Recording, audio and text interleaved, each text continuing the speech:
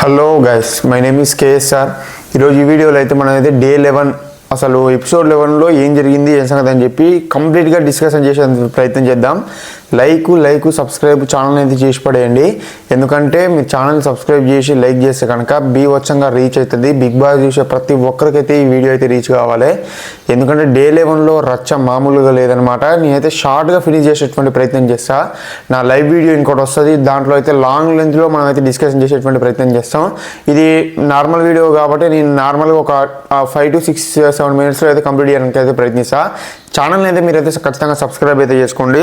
First అయితే episode 11లో అయితే శ్రీముఖ్ అయితే వచ్చిన తర్వాత ఇది ఒక డేర్ డిసిషన్ అని చెప్పింది అనమాట. అందరినీ భయపెట్టిన తర్వాత ఆమెను ఫైర్ కార్డ్ తీసుకొని అయితే బిందు వచ్చింది అనమాట. బిందు మాధవ్ వచ్చి ఏమన్నదంటే ఇది ఎవరికి ఇవ్వాలో నేను డిసైడ్ చేస్తా, ఎందుకంటే ఇది నా దగ్గర ఉంది కానీ చెప్పి ఆమె అయితే వెళ్ళిపోయింది అనమాట. దాని తర్వాత ఆ బంతి టాస్క్ అయితే స్టార్ట్ అయిందనమాట. అందరూ లైన్గా నిలబడ్డారు. ఆ బంతి బౌన్స్ అయిన తర్వాత దాన్ని ఎవరైతే పట్టుకుంటారో వాళ్ళే విన్నర్ అని చెప్పి ఆ టాస్క్ అనమాట. అర్థమైందా? అది టాస్క్ అనమాట. అయితే ఫస్ట్ టాస్క్లో వచ్చేసరికల్లా మిథిలేష్ అయితే విన్ కావడం జరిగింది. మిథిలేష్ విన్ అయిన తర్వాత రాజకుమారిని అవుట్ చేసిండు. రాజకుమారిని ఎందుకు అవుట్ చేసిండు అంటే ఆమె గట్టి ప్లేయరు, నేనైతే అనుకుంటున్నా గట్టి ప్లేయర్ కాబట్టి ఆమెనైతే అవుట్ చేసిందని చెప్పి నేనైతే అనుకుంటున్నా. దాని తర్వాత అపూర్వాన్ని కూడా అవుట్ చేయడం జరిగింది. ఇదైతే ఒక మంచి డిసిషన్ అనుకుంటున్నాను, ఎందుకంటే స్ట్రాంగ్ ప్లేయర్స్ కాదని స్ట్రాంగ్ ప్లేయర్స్ని అవుట్ చేస్తారు అనమాట. ఇదైతే చాలా స్ట్రాటజిక్గా ఆడుతారు. అప్పుడే ఇంకా బిగ్ బాస్లో చూడాలి ఇంకెట్లా ఆడతారు ఏం సంగతి అని చెప్పి. అయితే సెకండ్ వచ్చేసరికల్లా దీపక్ ఎఫర్ట్స్ని అయితే ఖచ్చితంగా మెచ్చుకోవాలి ఫ్రెండ్స్. ఎందుకంటే అసలు ఆయన చేసేటువంటి ఆ ప్రయత్నం ఏదైతే ఉందో, ఆయన పెట్టేటువంటి ఆ ఎఫర్ట్స్ ఏదైతే ఉందో, నేనైతే అనుకోలే అసలు ఇంతగానో ఆడతాడా, ఇంతగానో ఎఫర్ట్స్ పెడతాడా. ఎందుకంటే ఒక్కసారి కాదు 3 సార్లు విన్ అయిన అనమాట. 3 సార్లు విన్ కావడం అనేది మామూలు విషయం కాదు. చాలా అంటే చాలా గ్రేట్ అని చెప్పుకోవచ్చు దీపక్ విషయానికి వస్తే. ఎందుకంటే ఆయన హైట్ ఉన్నా సరే దాన్ని పట్టుకొని అట్లనే ఉన్నాడు. దానికోసం అంత 100కి 200% ఎఫర్ట్స్ పెట్టిందంటే చాలా ఒక గొప్ప విషయం అని చెప్పుకోవచ్చు. నేనైతే ఈ టాస్క్లో అయితే దీపక్ విన్ అవుతారు అనుకున్నా, కానీ దీపక్ అయితే విన్ కాలేడు. దీపక్ విన్ అయిన తర్వాత జస్ట్ ఈ రౌండ్లో అయితే దీపక్ విన్ అయిన తర్వాత హేమంత్ అయితే అవుట్ చేసిండు, గాయత్రిని కూడా అవుట్ చేసిండు. నాకు అనిపిస్తుంది ఏంటంటే ఈ మొత్తం కంటెస్టెంట్స్లో కూడా ఇన్నోసెంట్ పీపుల్ ఎవరన్నా ఉన్నారు అంటే ఒకటి హేమంత్, రెండో వచ్చేసరికల్లా రామకృష్ణ అనమాట. ఎందుకంటే వీళ్ళిద్దరికి కూడా ఒక డిఫెన్స్ చేసుకునేటువంటి పవర్ కానీ, అవతలోడు మాట్లాడితే ఎమ్మట రియాక్ట్ అయ్యేటువంటి ఆ గుణం కానీ లేదనమాట. అవతలోడు మాట్లాడంగానే ఎమ్మట వీళ్ళైతే కిందికి పడిపోతారు. పడిపోయిన తర్వాత వీళ్ళకి ఏం మాట్లాడారో అంత క్లారిటీ కూడా ఉండదు. ఇంకా హేమంత్ విషయానికి వస్తే కొంచెం ఒక 70% అయితే మంచిగా ఉంటుంది. కానీ రామకృష్ణ విషయానికి వస్తే కనుక అసలు ఏం చేస్తుండో, అసలు ఏం టాస్క్ కూడా ఇప్పటికి కూడా ఆయనకు అర్థం కాలేనమాట.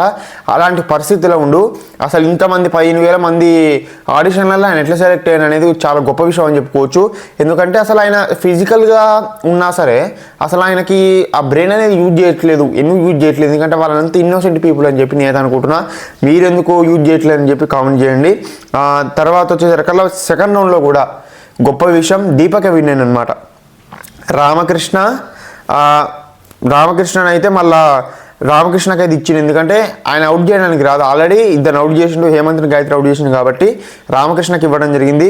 ఇచ్చిన తర్వాత రోహిత్ని ఒక పెద్ద తిమింగలాలనే కింద పడేసిండు అనమాట. ఎవరు? రామకృష్ణ. ఎందుకంటే అసలు ఏమనుకుంటో ఏమో కానీ మన రోహిత్ని చరణ్ ఇద్దరిని కూడా అవుట్ చేసి పడేసిండు. అసలు ఆయన ఏమనుకుంటూ పెద్ద ప్లేయర్లు ఉన్నారు, ఇద్దరిని అవుట్ చేసి అయిపోతుంది అని చెప్పి ఆయన డిసైడ్ అయ్యిందని చెప్పి నాకైతే అనిపిస్తుంది.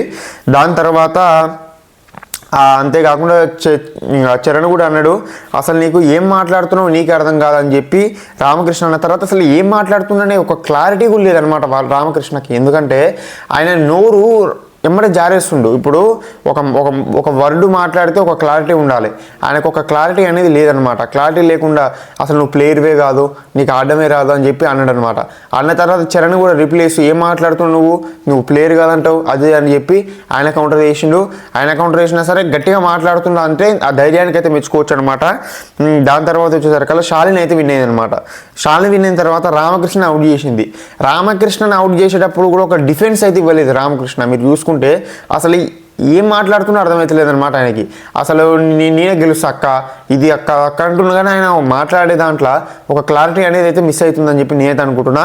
దాని తర్వాత ఝాన్సీని అయితే అవుట్ చేశారు. ఝాన్సీ అసలు అవుట్ చేయడం అనేది నాకైతే చాలా బాగా అనిపించింది, ఎందుకంటే ఒక మంచి ప్లేయర్ వెళ్ళిపోయిందేమో అని చెప్పి నేనైతే అనుకున్నా. దాని తర్వాత వచ్చేసరికల్లా మళ్ళీ దీపక్ విన్ అయిపోయింది అనమాట మూడోసారి. ఇప్పుడైతే ప్రియాకి అయితే ఇచ్చిందనమాట. ప్రియా అయితే ఒక పెద్ద ప్లేయర్ అమన్ని మిథిలేష్ని ఇద్దరిని అవుట్ చేసి పడేసింది. ఇదైతే చాలా మంచి విషయం అనుకోవచ్చు, ఎందుకంటే స్ట్రాంగ్ ప్లేయర్స్ని మొత్తం కూడా తీసి పడేసింది. రీజన్ కూడా దొరకక ఏమని చెప్పింది అంటే మిథిలేష్ విషయానికి వస్తే నువ్వు స్ట్రాంగ్ ప్లేయర్ కాబట్టి నేను తీసేస్తున్నాను చెప్పింది. ఒక మంచి ట్రూగా చెప్పింది ఏమని చెప్పి నేనైతే అనుకుంటున్నా. తర్వాత ఎస్కే వచ్చిందనమాట. ఎస్కేను ప్రొడ్యూసర్ వచ్చిన తర్వాత అది అని జోకులు వేసారు. అంత అయిపోయిన తర్వాత మళ్ళీ టాస్క్ అయితే మొదలైందనమాట. శాలిని దీంట్లో అయితే విన్ అయిపోయింది అనమాట. నాకైతే మంచిగా అనిపించింది. అసలు శాలిని ఆమె ఒకటే తెలియకలేదు అనుకున్నాను అనమాట. నాకు ముందుంది కదా వాళ్ళకు చాలా అంటే చాలా పండగ అయితే ఉందన్నమాట. ముందర శాలినికి కానీ వీళ్ళందరికీ కూడా మస్తు తెలివిగా అయితే స్టార్ట్ చేయి, వీళ్ళకి ఒక్కరికి ప్లే చేస్తుందని చెప్పి అనుకుంటారు. కానీ ఏదైతే రాంగ్ అని చెప్పి నేనైతే అనుకుంటున్నా. శివసృష్టిని తీసేసింది, దీపక్ని తీసేసింది, అంతేకాకుండా ప్రియాని అయితే తీసేసి శాలిని అయితే విన్ అయింది. శాలిని ప్రియా ఇద్దరు విన్ అయ్యారు అనమాట.